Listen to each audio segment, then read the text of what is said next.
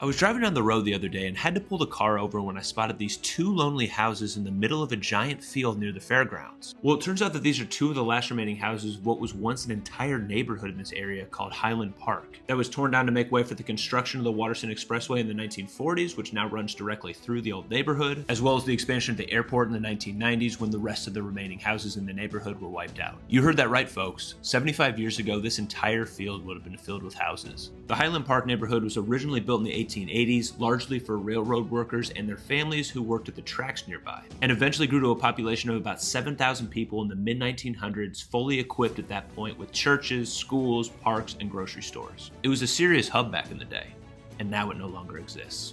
This is a map of the same field I showed you at the beginning of the video, where you can actually still see the old plots of all of the homes that were originally there surrounding the two that remain.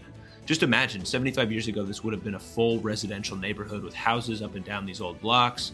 You can even still see the old sidewalks and driveways still laid out as you walk down the streets today. And this is the same story for this entire area. At one time filled completely with blocks and blocks of residential houses, Main Street style commercial corridors, and rich community, now almost completely filled in with industrial buildings and highways. But why are these two houses still here when the rest of the neighborhood got torn down all those years ago? Well, the airport made offers to buy all of the properties in the area at that time, and most obviously did end up selling, but these two must have slipped through the cracks somehow. Either way, it's a total blast from the past, reminding us of the silhouette of what was once a bustling neighborhood on the outskirts of town called Highland Park.